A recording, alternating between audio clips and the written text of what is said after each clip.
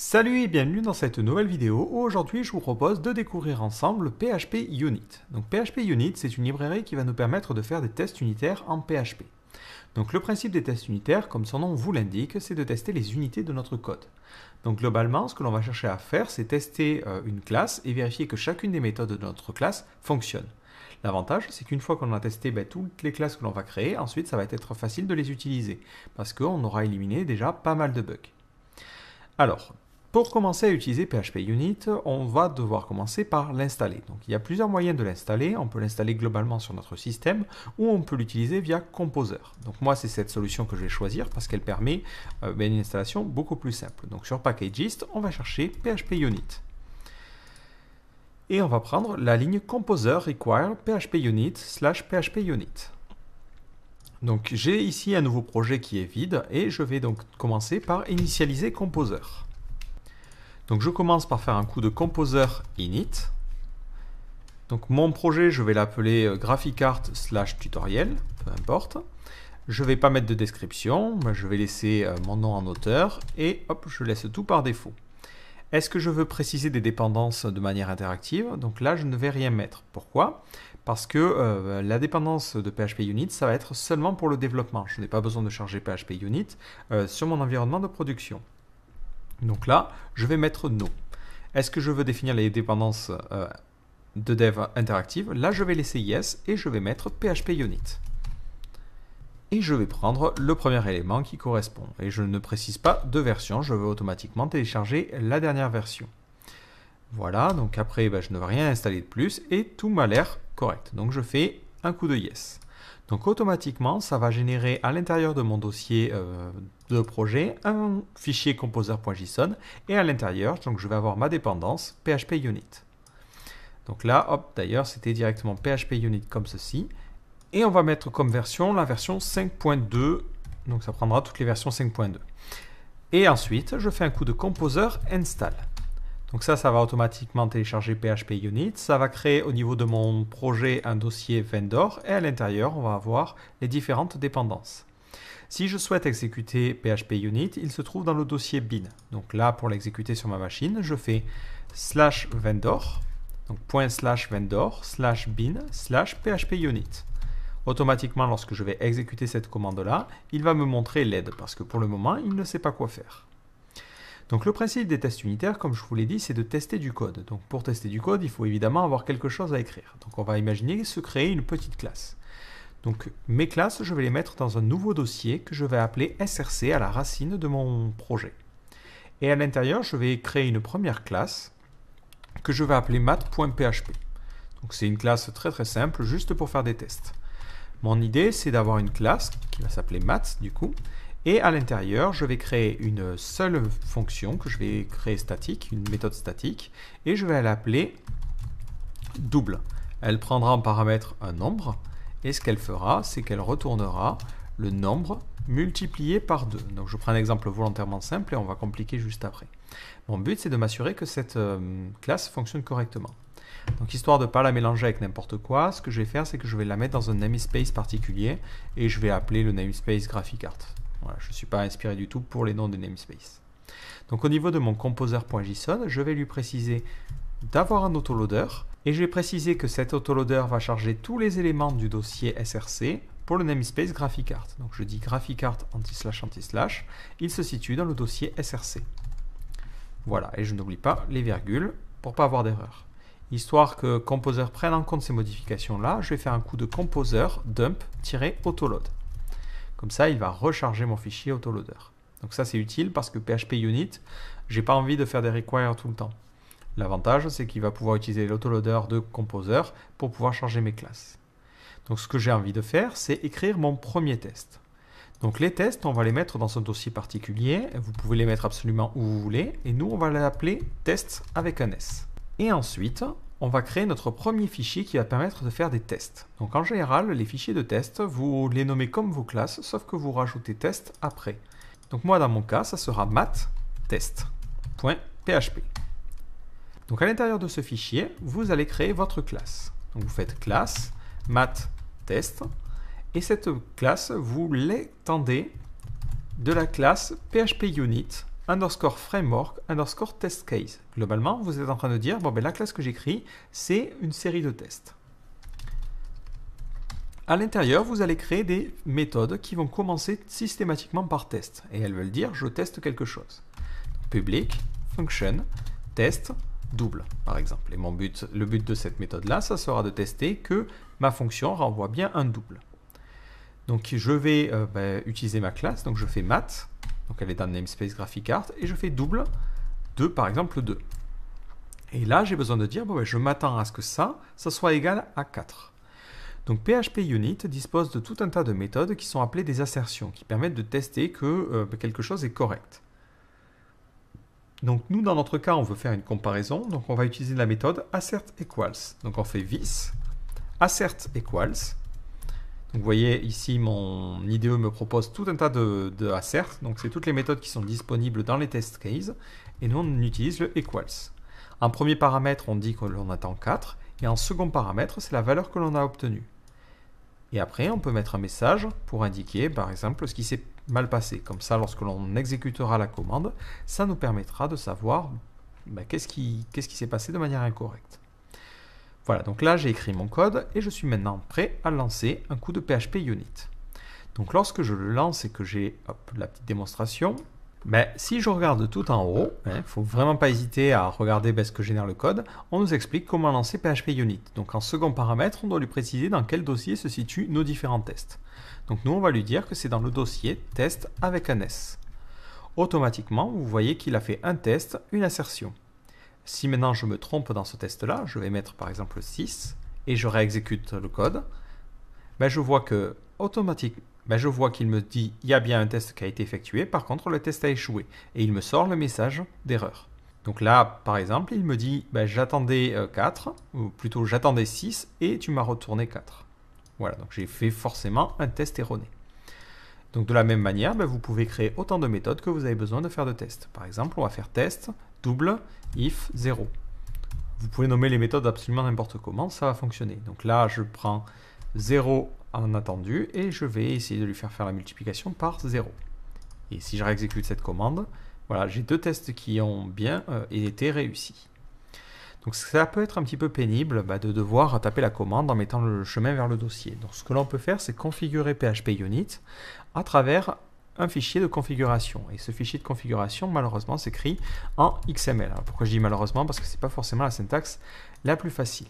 Donc vous avez des exemples de configuration sur la documentation, mais globalement c'est relativement simple. Hop, on va l'écrire à partir de rien, histoire que vous voyez un petit peu de quoi il se compose. Donc on commence par ouvrir la balise XML et on va préciser que l'on utilise de l'UTF-8. Ensuite, on va avoir une première balise que l'on va appeler PHP Unit, qui va permettre de définir la configuration de PHP Unit.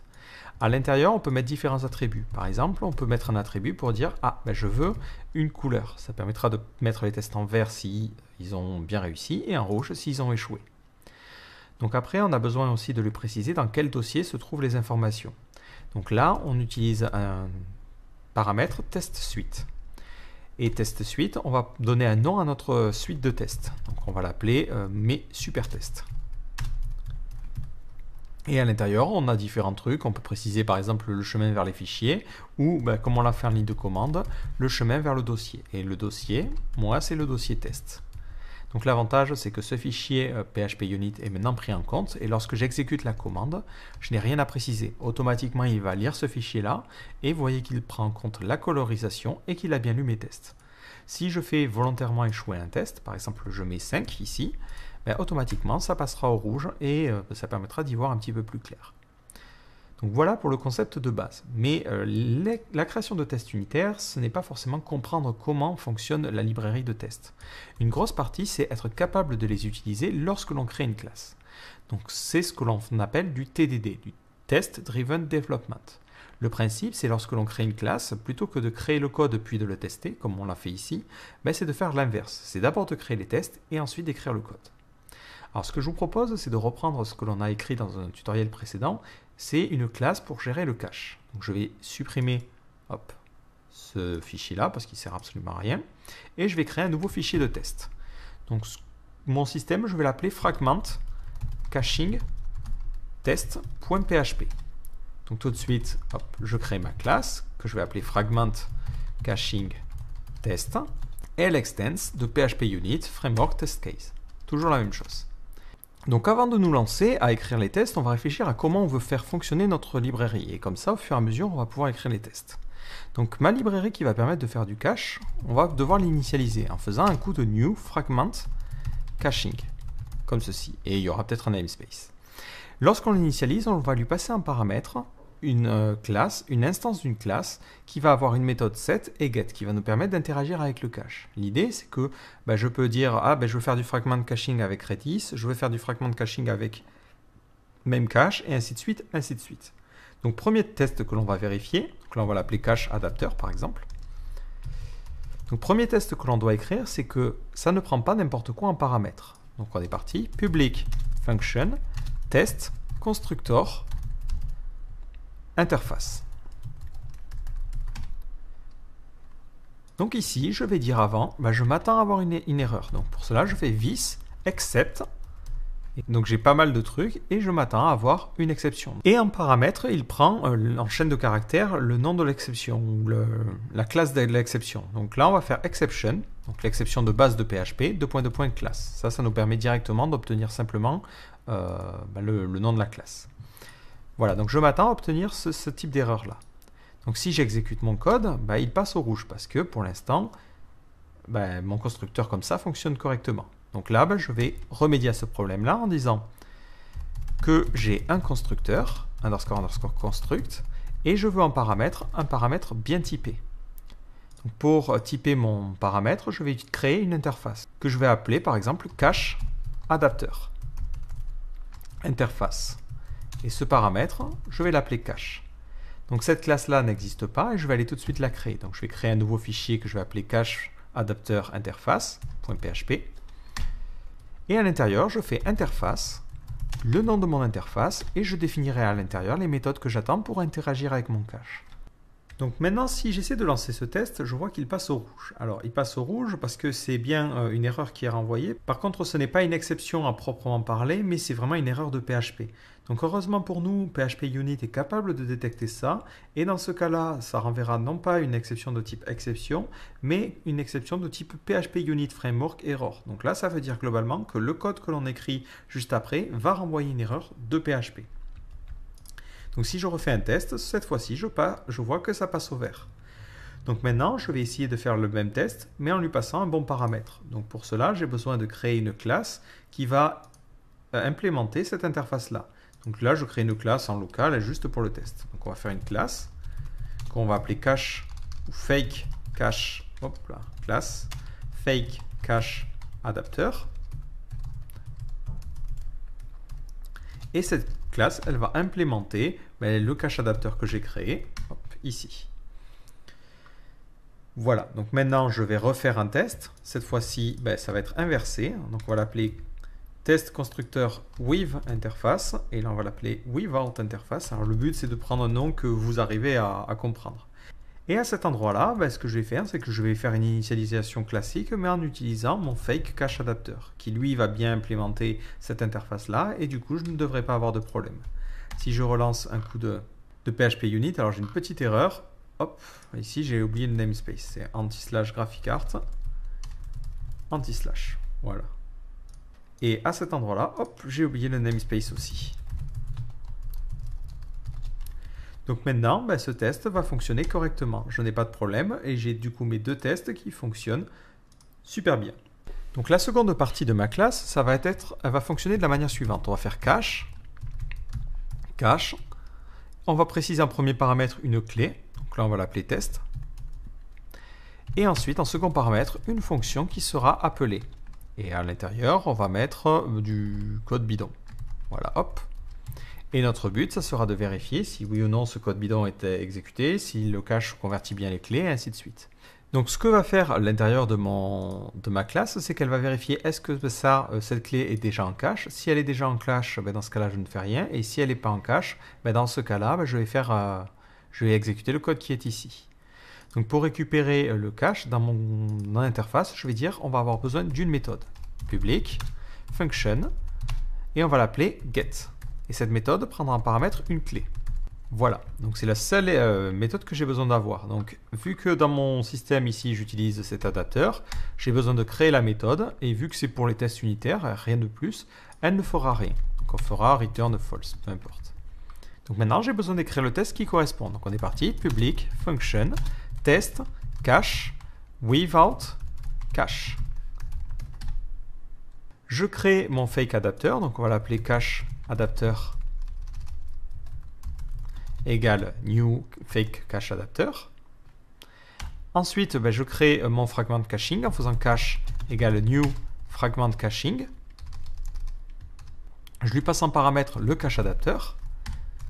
Voilà, et là globalement, je vais lui dire cache, je veux que tu caches un truc dans une clé qui va s'appeler test, et si l'élément n'est pas en cache, je veux que tu appelles le code de cette fonction. Et dans cette fonction, on fera par exemple un echo salut.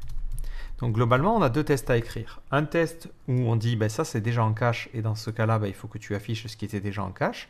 Et un autre test où on va dire ça ce n'est pas en cache, et dans ce cas-là, j'attends à ce que tu lui affiches salut. Donc on va devoir dupliquer cette méthode-là. Le problème, c'est qu'il faut donc que le cache adapteur, lorsqu'on fasse, je veux récupérer l'élément qui est en cache et qui s'appelle test, je veux que ça renvoie false ou true, alternativement. Donc là, ce que l'on a besoin de faire, c'est ce que l'on appelle moquer un objet. Donc globalement, c'est modifier l'objet pour lui faire retourner une certaine valeur. Donc par exemple, je veux que lorsque je fasse un get de test, ça me retourne en cache. Donc plutôt que d'initialiser mon fake cache adapteur comme ça, on va utiliser le système de mock de PHP Unit. Donc on fait this get mock builder. On lui passe en premier paramètre le nom de la classe que l'on souhaite instancier.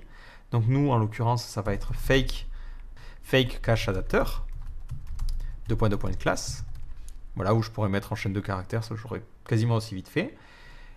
Et je vais lui dire, je veux que tu modifies la méthode en faisant set methods, et on va me dire les méthodes que l'on souhaite modifier. Donc là, c'est la méthode get. Hop. Alors là, en l'occurrence, on n'a plus beaucoup d'espace. Donc c'est pas bien grave, on va aller à la ligne. Hop. Donc je vais lui dire, je vais moquer entre guillemets cette méthode et modifier ce qu'elle fait. Et à la fin, je fais un coup de get mock. Donc ça me renvoie l'objet moqué. Donc cet objet-là, je le stocke dans une variable que j'appelle cache adapteur comme tout à l'heure. L'avantage maintenant, c'est que je vais pouvoir modifier ce que fait cette fonction en faisant cache adapteur. Et je peux lui dire que je prends la méthode get en question de tout à l'heure et je lui dis ce qu'elle va retourner. Elle fera un will return en cache. Donc lorsque j'exécute ce code-là, je ne m'attends plus à avoir salut, mais je m'attends directement à ce qu'on affiche en cache. Donc pour tester l'affichage, on fait un this expect output et on précise la chaîne de caractères que l'on attend. Donc nous on attend à obtenir en cache. Donc je résume parce que ça fait beaucoup.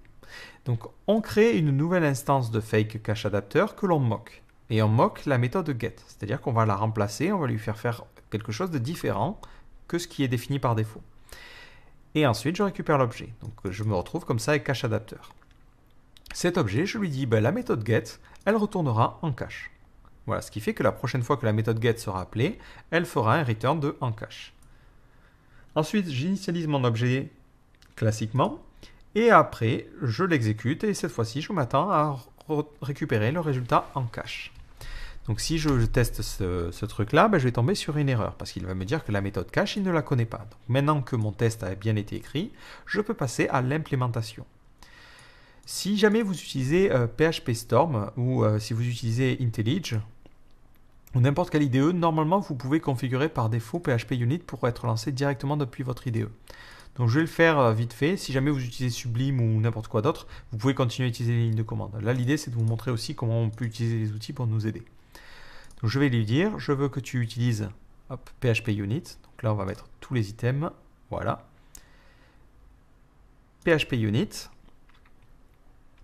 On veut que tu utilises le fichier de configuration. Je vais lui préciser où se situe le fichier. Donc je vais prendre la racine de mon projet et ça va être ce fichier-là.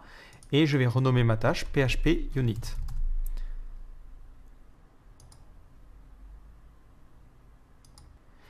Voilà, et ensuite dans les préférences de mon système, donc ça peut être détecté automatiquement, mais sur IntelliJ il ne le fait pas, je vais aller dans PHP Unit, et je vais lui préciser que mon autoloader, hop, il se situe dans Vendor.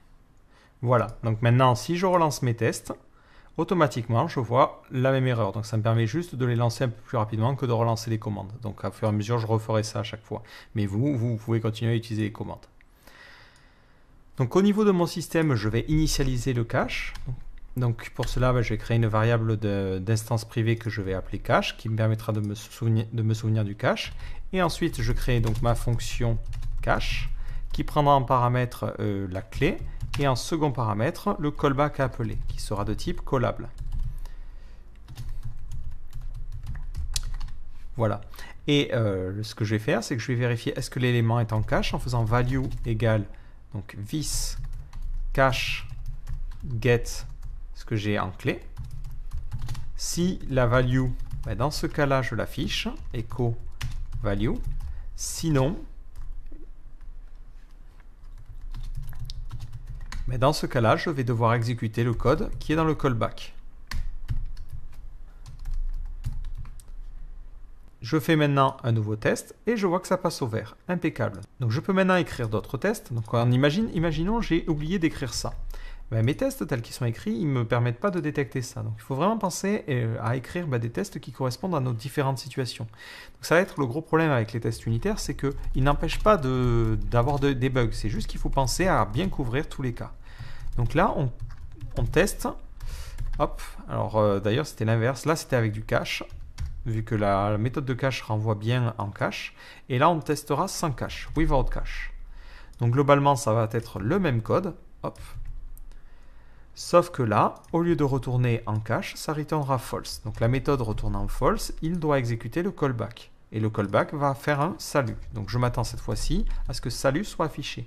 Si maintenant je refais un petit test, je vois que ça échoue et je m'attendais à avoir salut et je n'ai rien obtenu. Donc là, il faut que j'exécute mon callback.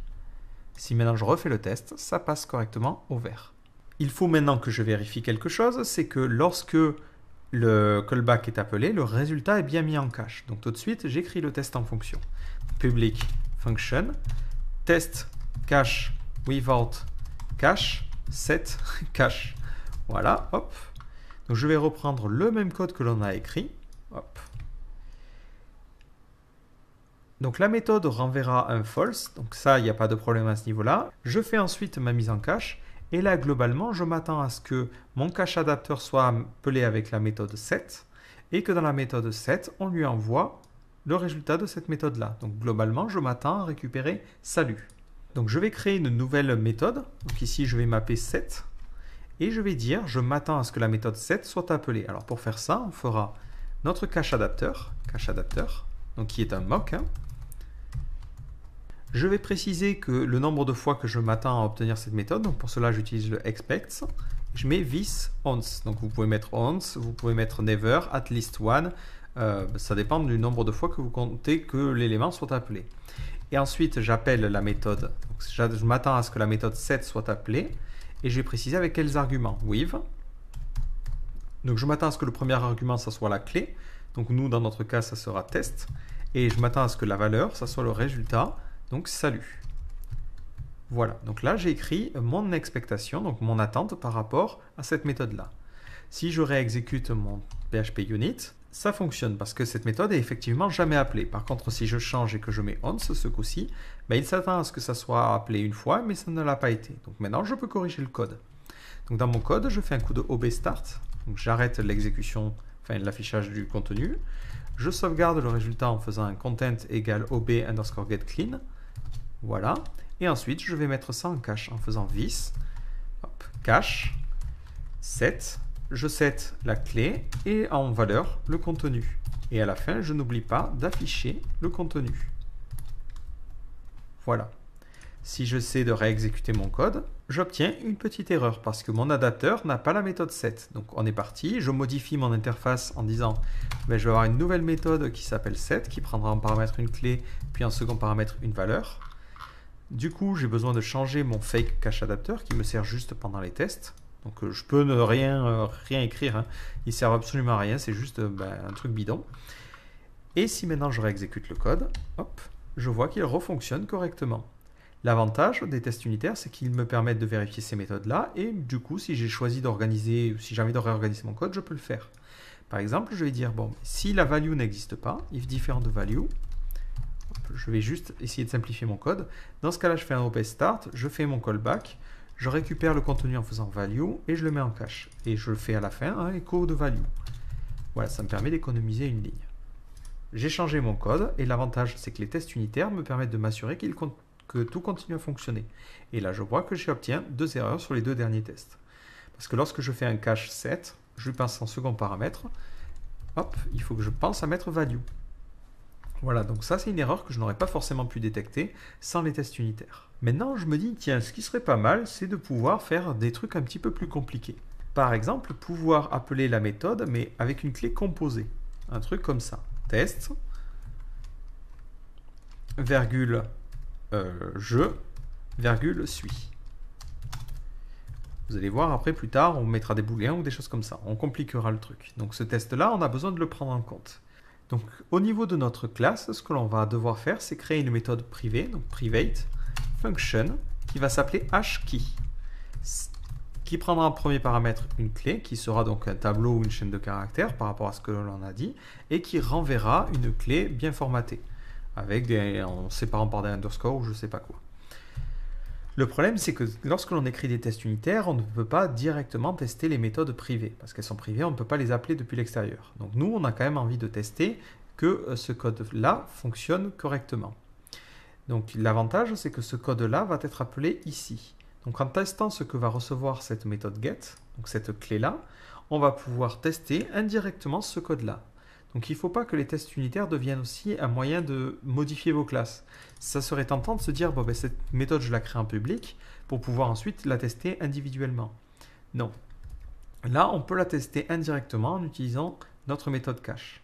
Donc notre méthode cache générerait la clé en faisant key égale this hKeys et elle prendra en paramètre la clé, comme ceci. Voilà, et ça permettrait d'obtenir une clé simplifiée qui pourrait être utilisée dans la suite. Donc moi, ce que j'ai besoin de faire, c'est de vérifier que la clé que j'obtiens là est bien celle que j'attends. Donc on est parti, on va faire public function test key with array. Donc là, je vais remoquer mon cache adapteur en faisant cache adapteur égale this get mock builder. Globalement, je recopie ça. Hop. Sauf que je n'ai pas besoin de moquer à la fois le set et le get. J'ai moi juste besoin du get. Et je m'attends à ce que le résultat soit particulier. Donc là, on va utiliser le système de expectation, donc d'attente. Je m'attends à ce que la méthode soit appelée une fois. Et je m'attends à ce que le get soit fait avec le paramètre qui correspondra à ce que je passerai au tableau. Donc on verra ça juste après. Ensuite, je peux initialiser mon cache en faisant new fragment caching. Hop. Je lui passerai un paramètre mon faux cache adapteur, voilà, comme d'habitude. Et là, je ferai un cache, sauf qu'au lieu de lui passer une clé simple, je lui passe un tableau de chaîne de caractères. Test, je suis. Et en second paramètre, je lui passe toujours une fonction qui fera écho de salut, ou qui peut faire un return false, vu que ce n'est plus mon but de tester l'exécution de cette fonction. Tout ça, ça a déjà été testé dans les cas précédents. On ne mélange pas les tests. Donc au niveau de mon test, je m'attends à obtenir test suivi de je suivi de suis. Si j'exécute, hop, ça sort une erreur. Je m'attends à voir test je suis et pour l'instant ma méthode j'ai mis un contenu bidon et donc ça ne correspond pas. De la même manière, je peux écrire le même test où cette fois-ci, hop, on teste avec test key with string, c'est-à-dire le test de base. C'est-à-dire que donc là, j'envoie simplement une chaîne de caractères et je m'attends à obtenir une chaîne de caractères. Le problème, c'est que vous le voyez, je vais répéter beaucoup de code, ce qui n'est pas très pratique. Alors après, c'est une classe dans laquelle vous êtes. Donc il ne faut pas hésiter à séparer un code qui serait un petit peu répétitif dans une méthode. Donc là, par exemple, on va l'appeler public function get instance with expected get. Et on prendra un paramètre, le get que l'on attend. Et là, hop, ce que je vais faire, c'est que je vais prendre tout ce truc-là, et le mettre dans cette méthode-là. Et à la fin, je fais tout simplement un return de cache. Et au niveau du with, je vais mettre la valeur qui sera passée en paramètre. L'avantage, c'est que maintenant, il me suffit de faire cache égale this, ma méthode qui a un nom dégueulasse, donc getInstance with expected get, et je lui passe en paramètre le get que je m'attends à avoir test-je-suis. Voilà. Les méthodes qui ne commencent pas par test ne sont pas exécutées pendant les tests. Donc il ne faut pas hésiter à séparer votre code pour pouvoir rendre vos tests plus faciles à écrire, surtout si vous vous répétez. Si maintenant j'essaie de réexécuter le code, je vois que mes deux tests échouent. Le premier, il s'attend à avoir test, il obtient ça, et l'autre fois, il s'attend à avoir les chaînes liées par des tirets, et du coup, ça échoue. Donc maintenant, on implémente le code. On va mettre if is underscore array qui, dans ce cas-là, on return directement la clé. Sinon, else, on va directement faire un return de implode. On va fusionner les éléments du tableau et on va les fusionner par un tiret. Si je réexécute mon code, hop, je vois que j'ai inversé les choses. Hop. Le implode, je dois le faire ici. Et le return key, je dois le faire ici. Donc, c'est des petites erreurs d'inattention qui peuvent arriver. Mais l'avantage, c'est que les tests ne les laissent pas passer. Et je vois que ça fonctionne correctement. Impeccable.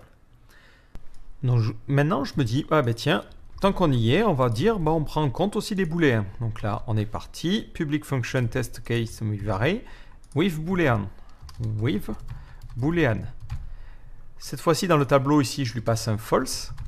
Et je m'attends du coup à obtenir 0. Test-0-suis. Si je réexécute ce test-là, je vois que ça fait une erreur. Parce que lorsque j'ai un booléen, le système d'implode le remplace par du vide. Donc là, je dois faire des conditions. Donc, je vais séparer la partie qui génère la clé dans une autre méthode. Private. Private function hash key. Hop. Donc là, c'est juste une méthode qui prendra la clé et qui retournera la version. Donc si c'est un booléen, hop, ça return. Donc soit la clé est vraie, dans ce cas-là, ça returnera 1. Sinon, ça returnera 0. Si la chaîne, c'est autre chose, par exemple, c'est une chaîne de caractères, on fera directement un return de key.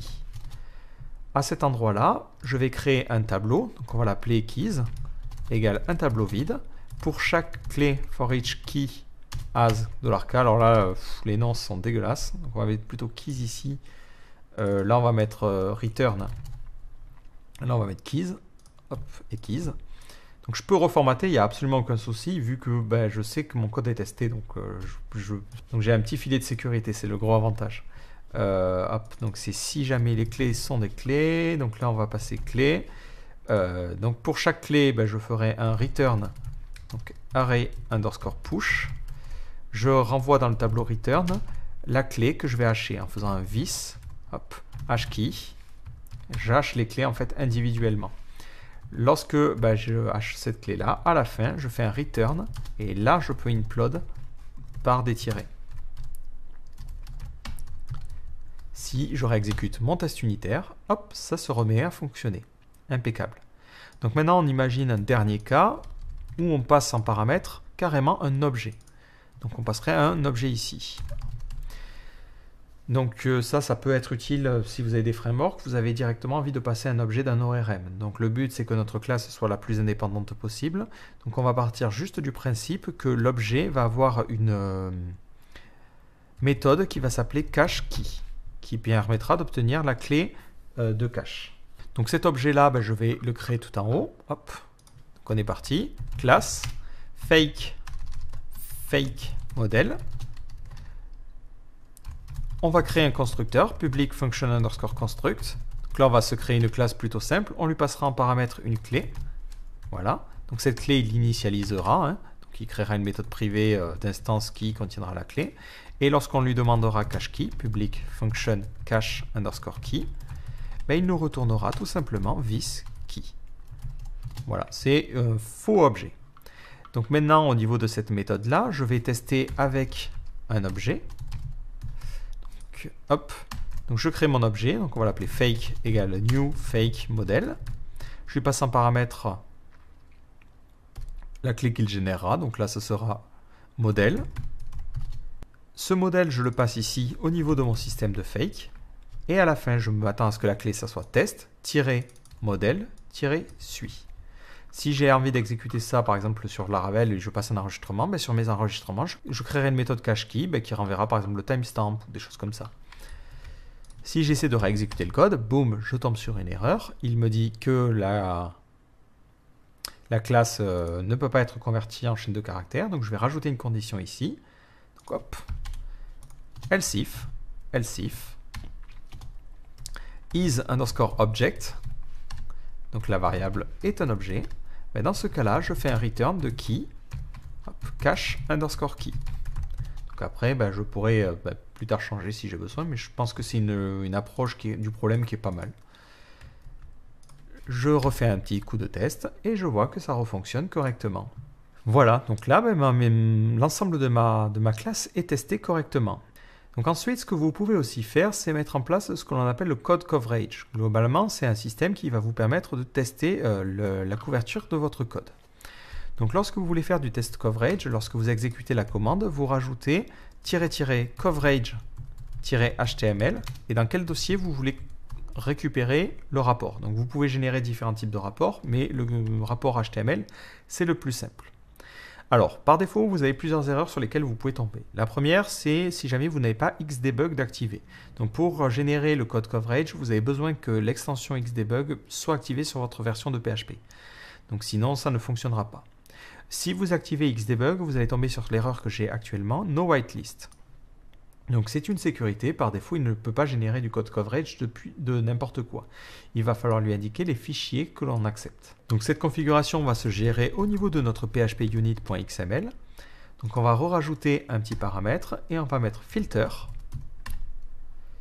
whitelist, et on va préciser un petit peu notre whitelist. Donc on va mettre un directory et on va accepter tous les fichiers qui ont comme suffixe PHP, donc c'est .php, dans le dossier src.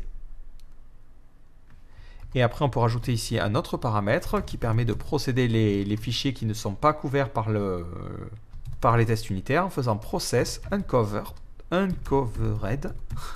from whitelist. Et là, vous passez ça à true. Je réexécute maintenant ma ligne. Vous voyez que je n'ai pas eu d'erreur particulière et automatiquement, il a généré au niveau de mon dossier un dossier coverage. Si ce dossier coverage, j'essaie de l'ouvrir avec mon navigateur, donc j'ouvre le fichier index.html, hop, je tombe sur ça. Je vois les différents fichiers, donc vous voyez qu'il a aussi inclus les fichiers qui ne sont pas testés, et quand je les ouvre, hop, il me montre le code coverage, c'est-à-dire que tout ce code-là a été parcouru par au moins un de mes tests. Si je fais un essai, par exemple, je retire le test avec un tableau d'objets, hop, donc je retire ce truc-là. Si je réexécute mon test, il va réexécuter le code coverage et lorsque je vais actualiser, je verrai que cette ligne n'a pas été parcourue. Donc le code que j'ai écrit ne teste pas ce petit bout de code. Donc en général, ce que l'on cherche à obtenir, c'est un code coverage à 100%, c'est-à-dire d'obtenir un test qui couvre à peu près tous les cas. Après, attention, ne voyez pas ça comme un objectif absolu, c'est-à-dire que s'il y a des fonctions qui ne sont pas testées mais qui font des choses très basiques, ce n'est pas du tout gênant parce que il n'y a pas lieu d'avoir des erreurs à cet endroit-là. Un code coverage à 100% vous permet juste, si quelqu'un touche votre code ou même vous quand vous êtes bourré ou je ne sais pas pourquoi, mais ça vous permet de vous assurer qu'il y a au moins un test qui passe sur ces lignes-là. Donc si vous changez quelque chose et que vous cassez quelque chose, il y a de fortes chances que les tests unitaires permettent de le repérer. Donc ensuite, attention, les tests unitaires ne constituent pas une sécurité absolue contre les bugs. C'est-à-dire que vous écrivez vos tests pour tester les fonctionnalités que vous attendez. Le problème, c'est qu'il y a des cas spéciaux peut-être auxquels vous n'avez pas pensé. Et du coup, lorsque vous allez essayer de tester votre librairie, vous allez avoir des problèmes. Et du coup, c'est des choses que l'on n'a pas prévues. Dans ce cas-là, ce que vous pouvez faire, c'est ce qu'on appelle entre guillemets du bug-driven development. C'est-à-dire que vous découvrez un bug, plutôt que de le corriger directement dans le code, vous allez d'abord écrire le test. Par exemple, quelqu'un utilise ma classe et il passe ici une date. Je réalise qu'il y a un bug, dans ce cas-là, pas de souci, j'écris un test unitaire pour dire, maintenant je teste avec une date. Ce test va forcément échouer parce que notre librairie ne l'a pas prévu, et une fois que notre test échoue, on n'a plus qu'à implémenter la fonction au niveau de notre vraie classe. Dès que les tests passent au vert, on sait que le bug qui a été signalé a été corrigé. Donc si jamais vous repérez des bugs sur des librairies et que ces librairies utilisent des tests unitaires, ce que vous pouvez aussi faire plutôt que de faire un pull request si vous n'êtes pas capable de corriger le bug, c'est écrire et rajouter dans les tests de la personne l'erreur. Donc vous faites un test qui échoue, vous envoyez ça en pull request, comme ça le développeur sait ce qui échoue et peut corriger son code pour faire passer le test que vous avez écrit. Voilà, donc globalement, les tests unitaires sont une bonne assurance du bon fonctionnement du code. Ça permet d'avoir une sorte de filet de sécurité, surtout lorsque l'on décide de faire ce que l'on appelle du refactoring. Si on décide de réécrire un petit bout de fonction, si on décide de séparer dans plusieurs méthodes ou des choses comme ça, l'avantage c'est que derrière, on sait que les tests unitaires vont permettre de s'assurer du fonctionnement basique de la classe. Allez, tant qu'on y est, on va finir sur une dernière petite fonction. Hop.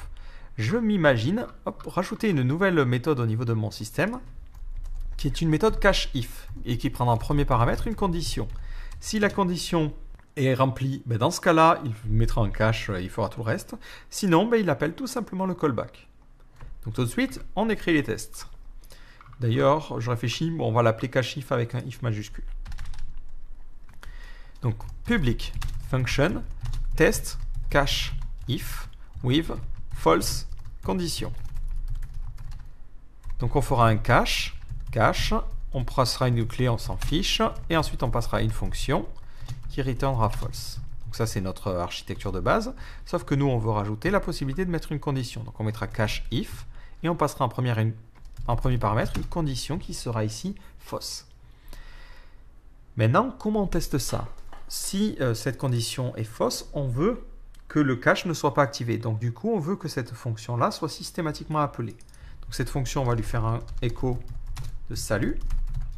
Et globalement, il faut que le cache ne soit jamais appelé. Donc là, je peux utiliser le système de mock et vérifier que la fonction cache n'est jamais appelée. Donc j'ai besoin ici de moquer mon fragment de caching. Donc on est parti. Donc on va l'appeler cache égale this get mock builder. En premier paramètre, on lui passe donc notre fragment de caching. Alors là, je mets new juste pour que mon IDE il ne fasse pas son relou et qu'il m'auto-complète. Et je récupère le nom de la classe. Ensuite, je vais préciser que je veux construire ça avec donc, mon fake cache. Donc je fais set constructor args et je dois lui passer un paramètre, un tableau. Chaque élément du tableau représentant chaque paramètre de mon constructeur. Donc moi, il y a un seul élément dans mon constructeur, c'est mon fake cache.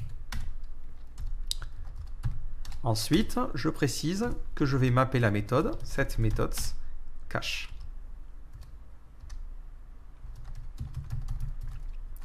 Et enfin, je récupère le mock. Maintenant, je veux que la méthode cache ne soit jamais appelée. Donc j'ai juste à faire cache expects this never et pour la méthode cache. Donc la méthode cacheIf fera appel à la méthode de cache que l'on a écrite jusqu'à maintenant, si jamais on a cette condition qui sera à true. Sinon, ça ne fait pas appel à la condition. Donc je écris le truc opposé, le test opposé. Donc j'écris une fonction avec une true condition. Dans ce cas-là, en premier paramètre, il n'y a pas grand-chose qui va changer. C'est juste que je m'attends à ce que cette méthode soit appelée au moins une fois. Voilà, donc là, ça m'a l'air plutôt correct. Si ce n'est ici, je m'attends aussi à ce que le callback soit appelé. Donc, je vais mettre this expect output string et je m'attends à obtenir salut. Ouais. Comme ça, ça couvre un petit peu plus de choses. Donc, je réexécute. Je tombe toujours sur une erreur. Donc, on split, on ouvre fragment de caching et on va maintenant écrire notre petite fonction. Donc, on est parti. Public function cacheIf.